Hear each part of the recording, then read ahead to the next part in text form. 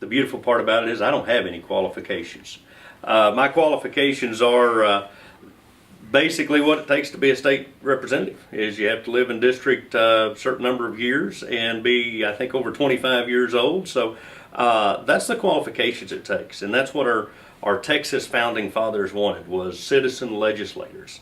I do have experience being the legislative chairman for Texas Auctioneers Association in both the 83rd and 84th legislatures, and that's kind of where I realized that the good, bad, and ugly of Austin politics, and realized that we, as House District 59, a predominantly rural part of the state, very conservative part of the state, we weren't exactly being represented the way we intended to be. So that's how I got into the race for state representative, House District 59.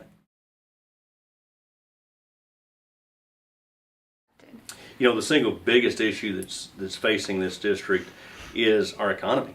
We in Texas preach about and almost get on the stump for the last few years about the Texas miracle. Well, we're at $25, $6 oil today. Many experts that I talk to think it's not going to bottom out till it gets to $16 a barrel. That's going to put a big kink in our economy here in Central Texas.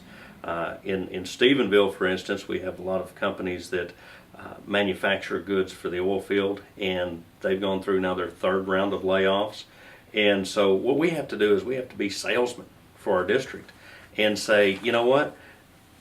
Companies that need a place to go, look at rural Texas, because we still have highways, we still have railways, we have a great labor force, we have cheaper land prices, and in today's economy with the technology that we have, it's a great place to be. And so we've got to go out and we must go and find companies and get them away from the big metroplex areas and be the salesmen that bring them to rural Texas, and that includes House District 59. Most important job as a public servant is very simple, and that is to represent your constituents. And in House districts, there's approximately 177,000 constituents.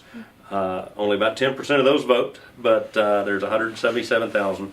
And it's important to understand the philosophy of your district and to be able to communicate with your district. And as we've walked doors and knocked on front doors and talked to the voters, we've always tried to gain an email address. And that way, when we get to Austin and we have those tough votes, we're able to communicate immediately with the people in our district of what their thoughts are. Because of 9,000 bills, I'm not going to have an opinion on each and every one of them, but I do need to know what we're thinking back in district.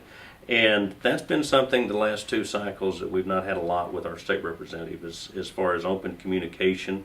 Phone calls don't get returned, emails don't get answered, and people have questions that get deleted from Facebook and things of that nature. And that's one of the things that we want to be, is very open, very accessible to the constituents, and be able to represent their wishes and desires and needs in Austin.